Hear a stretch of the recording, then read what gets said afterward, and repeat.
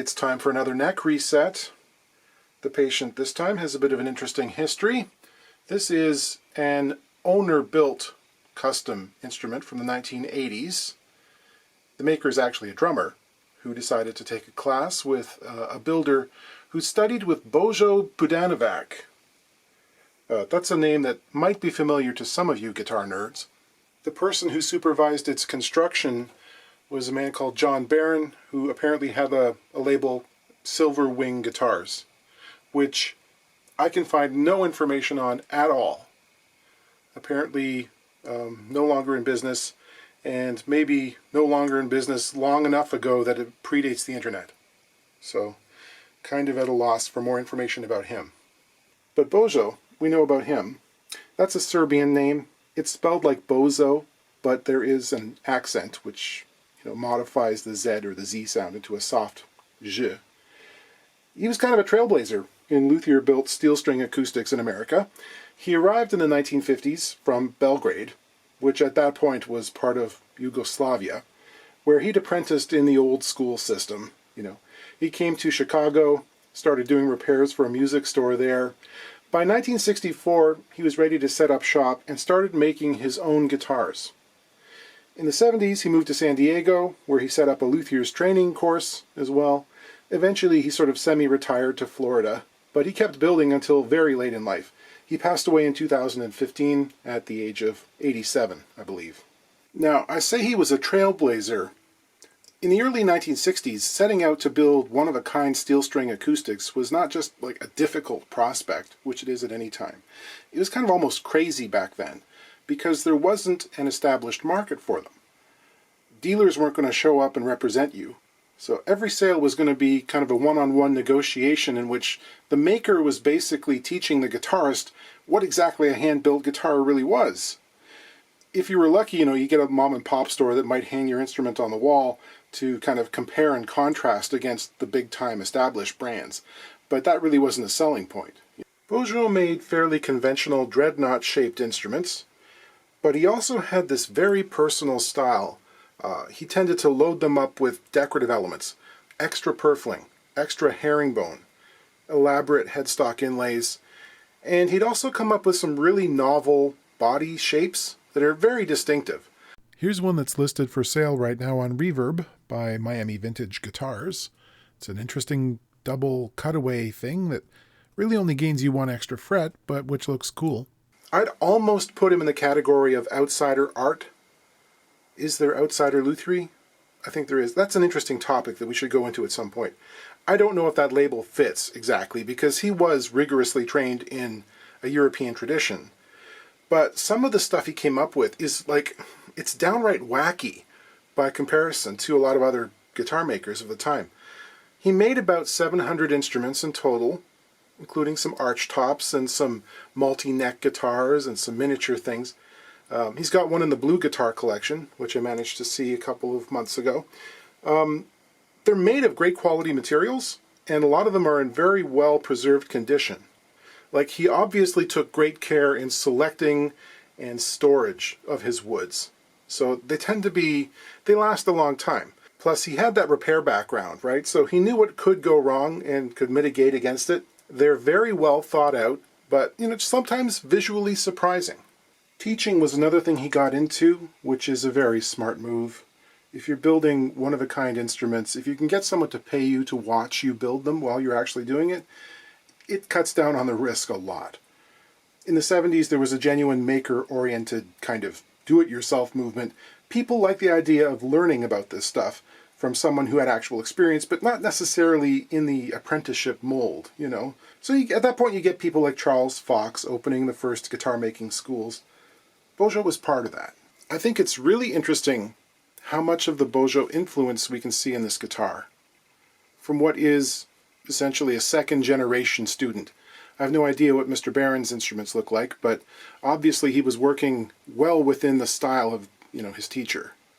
There's a stylistic link here, especially with this wide purfling. This looks like Bozo. After 40 years, the guitar is doing pretty well for itself, to be honest. The action is getting a bit stiff. It's close to 8/64ths on the bass side, but 6.5 on the treble. So yeah, we are in neck reset territory. The neck relief is pretty good. It's around 8 thousandths at the 6th fret. I don't mind that. The bridge came up at some point. The owner glued it back down. It's had some cracks in the lacquer, but not so much the soundboard. After an unpressurized airplane flight, he's put some lacquer retarder on it and sort of melted it back in places. Could use a bit of a buff up here and there, but not bad. Here's the thing. This is a student instrument made in a small shop by a person who is removed enough from the process now that we don't actually know for certain how this neck joint operates. He thinks it's probably a standard dovetail. I hope it's a tapered dovetail like Martin would use. As I've mentioned in the past, removing a straight dovetail, one without any taper in it, is really difficult if it was fit well, because you have to push the joint the full 3 inches before it will come out. On a tapered joint, I've only got to move it 3 or 4 millimeters before the glue is more or less defeated. So that's one thing. The other thing we know about beginners' guitars is they tend to involve a whole lot of glue in and around the joint. It's like insurance, right? But that can mean the front face of the heel is glued to the sides here, and we're back to that problem of having to keep all of that glue, that surface area in there, hot enough while we push and push and push. So there has to be some trepidation when you're going into a job like this. We'll see what happens. Some observations here. I've got the straight edge on the top of the frets, and like you might suspect, with an action of 8/64, it's not that far off from where it needs to be. I mean, often the ones that we've been doing recently, these old parlor guitars, are right down into, like, below the level of the bridge. In this case, it's only got to come up about, 3/64 or a 1/16 of an inch. This is the difference between really tough action and really great action. Okay, on goes the sealing iron. Let the fingerboard extension heat up for a while.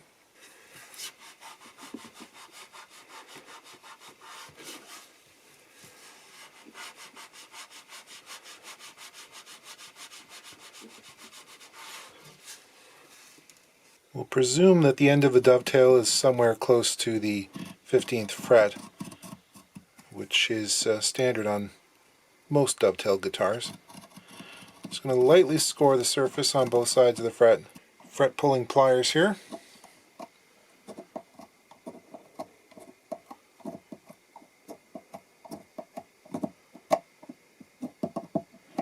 It's a fairly large wire.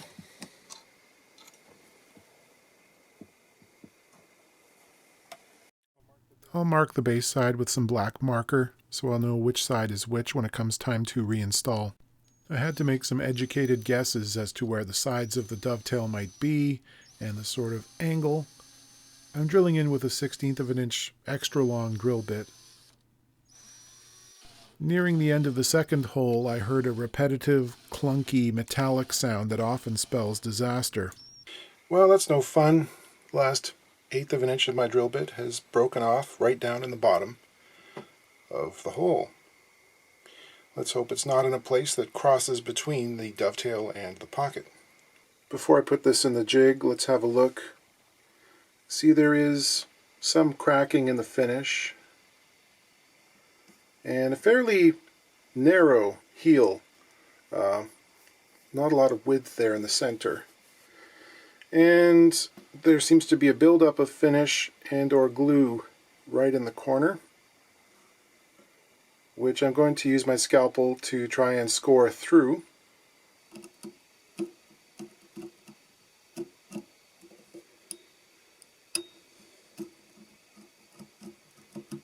This layer is so thick that if I tried to push the neck off without scoring through it, it probably wouldn't come off, or it would shatter very unpredictably. You can see that it's only tenuously held on there. As the blade cuts through, some air gets into the pocket between the finish and the wood, turning it kind of light colored.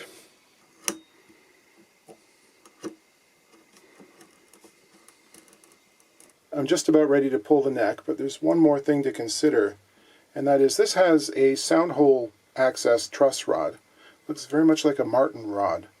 I can see that the truss rod nut goes right through that upper sound hole brace there. There is no cutout above it. It's basically captured between the brace and the soundboard. And I think you can see where the cutout for the rod ends, just in front of the neck block there. So there is, oh, probably 3/4 of an inch worth of rod there, which is blocked. And it has the potential to be messy because I have to push up on the neck, and there's no place for that part to go. So I'm going to try and loosen the nut and see whether taking it off will get me maybe a little bit more room to spare. Here's the nut. It's a long barrel nut.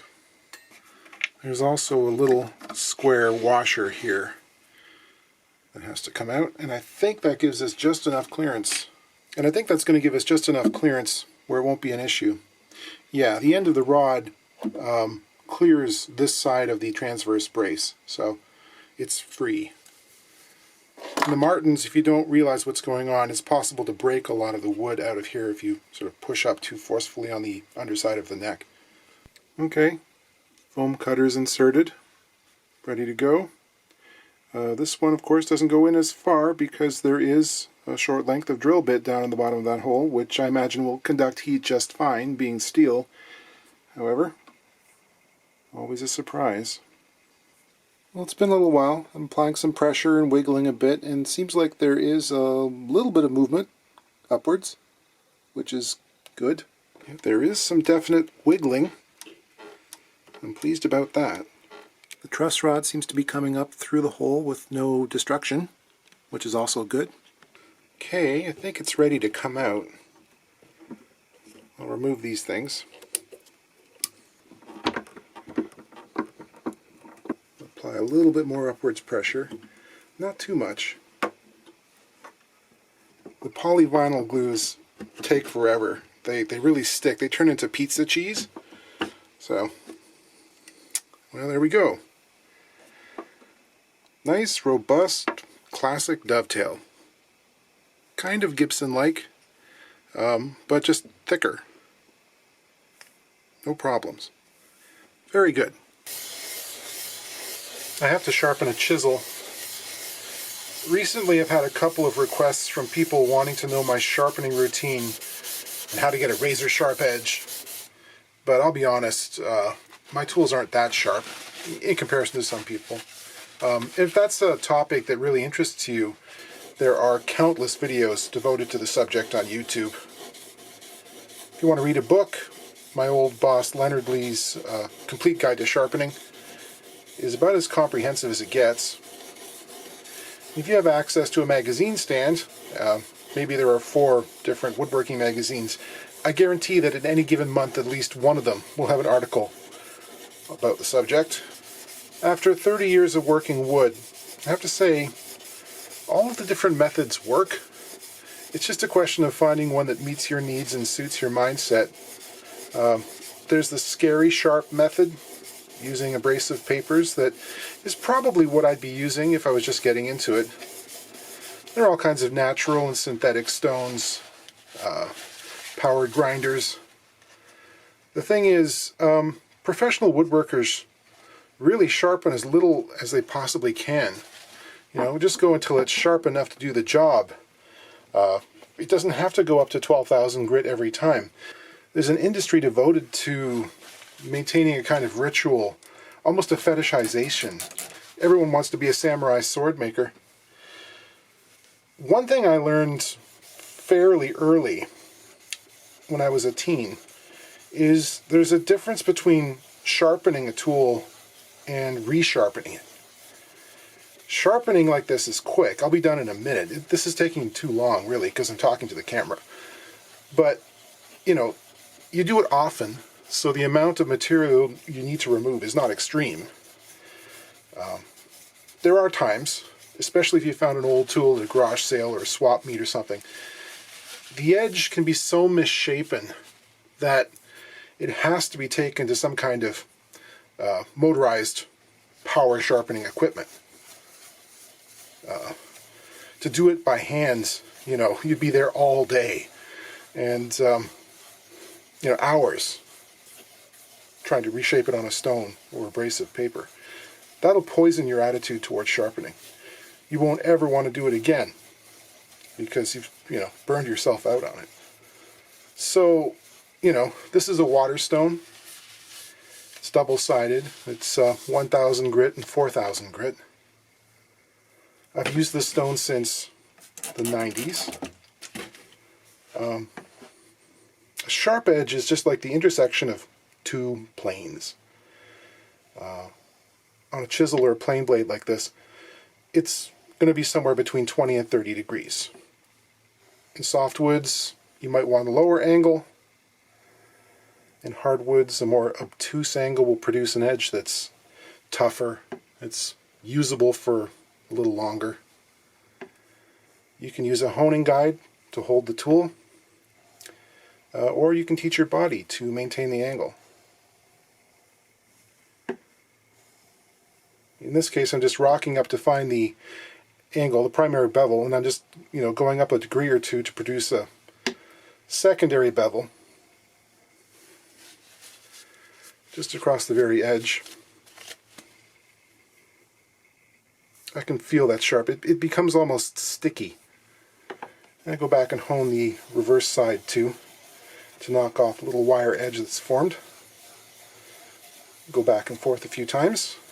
If you want to be more obsessive about it, you can use a piece of leather with some honing compound and strop it a little bit. That's going to be fully functional for what I'm using it for. Because I'm going to be removing material mostly at the end of the heel here, I'm just going to go and lightly relieve or undercut this area directly underneath the tenon. That'll make it easier when I'm doing the sandpaper pulls, especially in a very wide heel like this one. I got to get sandpaper in there and pull it back so that this is going to make a mirror image of the edge of the body. So if I can reduce that, I don't have to sand as much. There are people who will come along and make quite a severe undercut all the way along the end of the heel as well. I don't think that's really necessary, especially when you realize that there's very little material that has to come off, you know, this top half here. It's mostly down at this edge. And I don't think it's great to have all of the, you know, contact of the heel being sort of a razor's edge. I think we want, you know, better contact between the two parts. But some down at the end here is okay. You also see that there are shims, which I will cut off as well. This appears to be paper, which, you know, it works. It's not my preference. When I do it, I usually like to use mahogany, if it's a mahogany neck. It can be difficult. Like if you've got a really tight fit, making veneer that thin is tricky. It often breaks. But that's why I also like to glue the veneer to the side of the heel before I actually do the final fit. But that's going to come off as well. If for no other reason than it gives us enough room to work and do the sandpaper pulls. This might be too tight otherwise.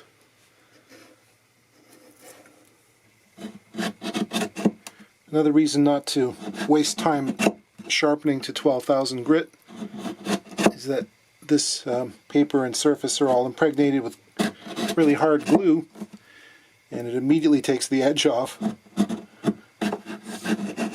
Really rough on the chisel's edge. Here's a subtlety I don't know if I've discussed on here before.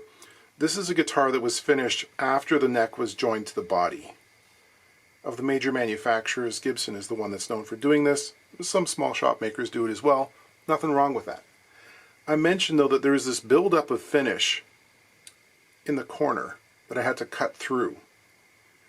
You know, we can see that the sides here are clean under the heel, and that means that there's a bit of a step. So the neck is fitting into a sort of shallow recess, and that's okay. But if the buildup is too thick here, you know, that means when we pull sandpaper through the joint, we're asking it to bend severely into that corner. And sometimes it won't comply. And what ends up happening is that it just sort of rounds off the corner of the heel. And you don't really get that kind of precision you'd expect to find in like the mortarless megalithic stone architecture of Sacsayhuaman, Cusco, for instance.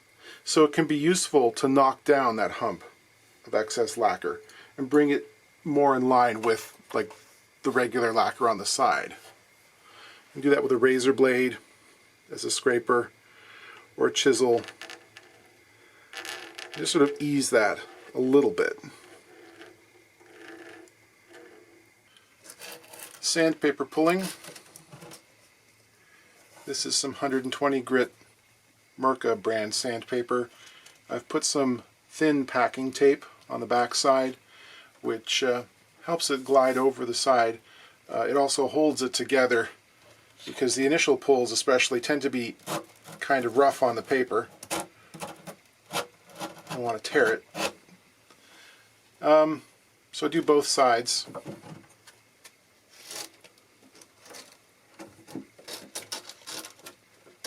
Keeping them equal, slide the heel forward, push it back,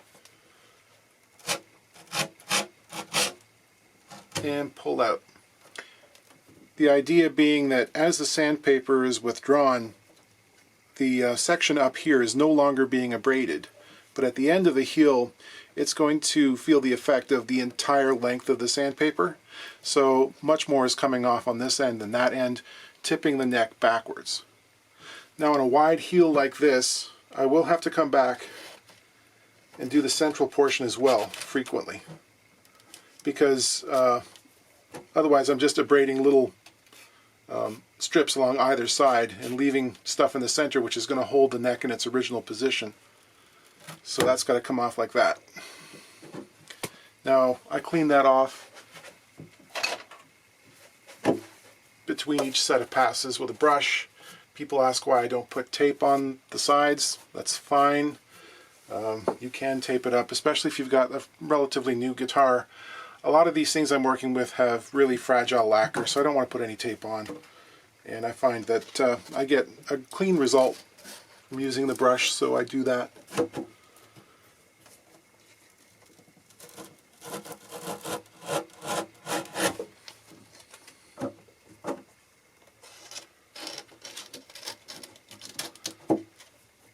I shouldn't have to remove very much, so I'm going to check frequently with a straight edge to see where the fret projection ends up relative to the front edge of the bridge.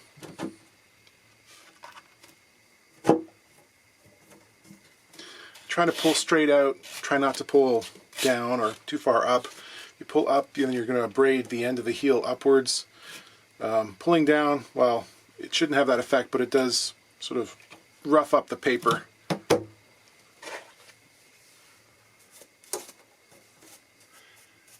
As the abrasive on the paper starts to wear down, I will cut little strips off so that I'm exposing fresh grit. Usually after every 4 or 5 passes it's necessary.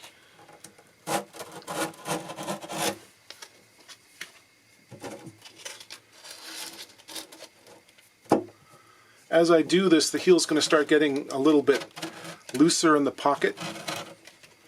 So I have to make sure I maintain downward pressure on it. Otherwise you could be sanding distortion into it. So I'm pushing down on the heel. In this case I want an air gap of about 1/32 of an inch above the front of the bridge. Gluing on strips of veneer on either side of the dovetail. I've got these shaped clamping cauls to make that easier. With the shims glued on, this tenon is now too wide for the pocket.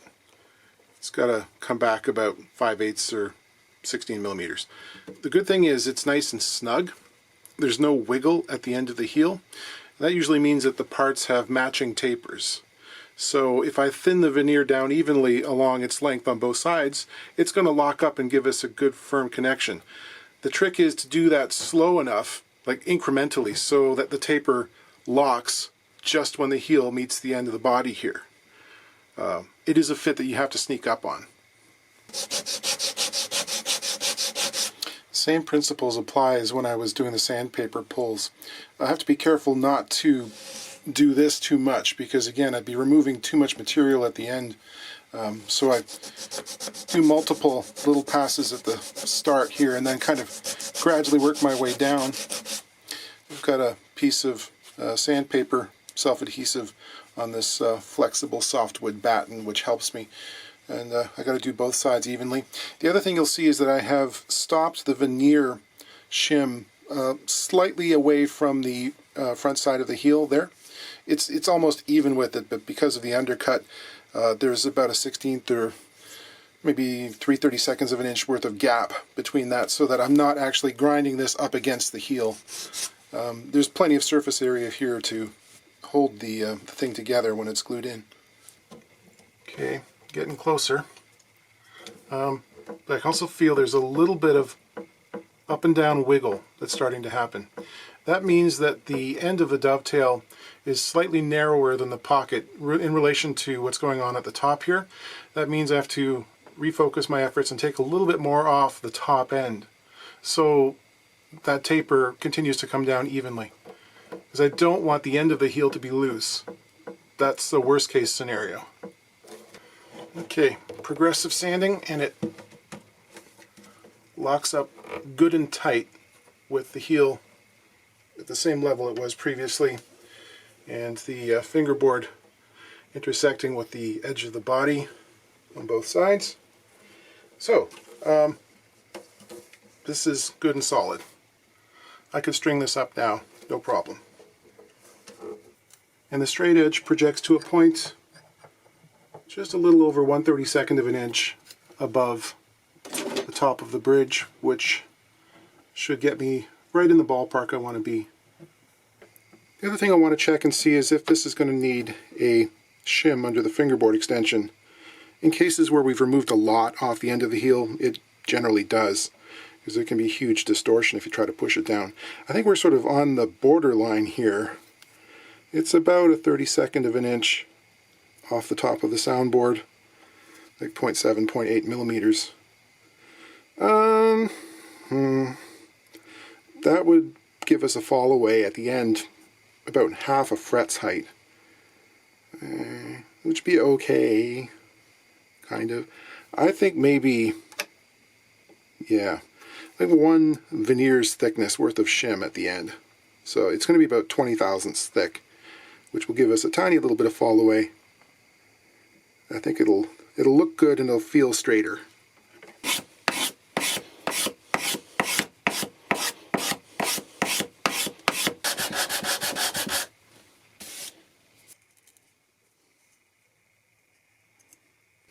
Gluing it in place.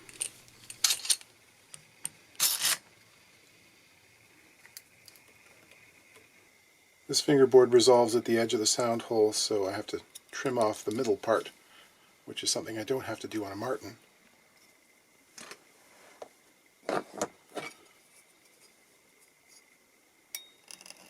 Multiple light cuts. I'll color up the edge with some walnut dye. Had to make a little clamping block that'll clear both the upper transverse brace and the truss rod slot.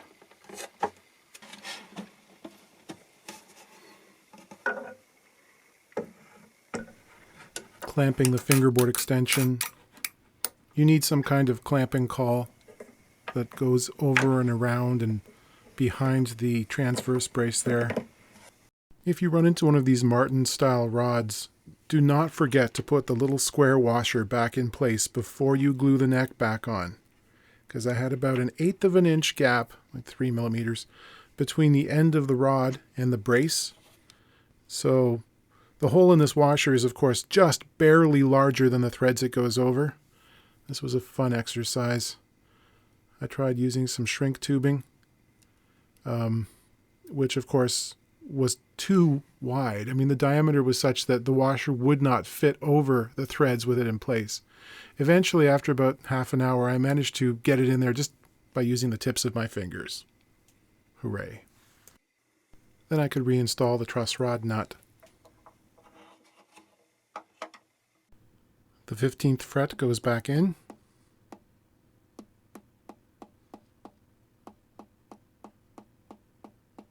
This nut is just a little bit too loose for the slot.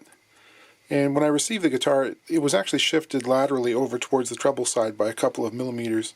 So, you know, I want to stick it in place. It's also got, looks to be a piece of paper for a shim.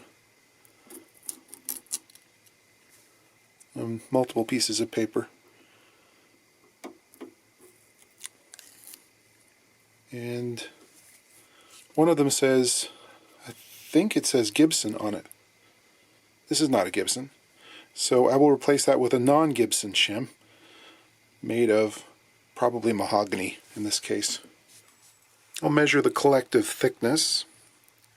It's around 17 thousandths. So that's what I'll make the new one.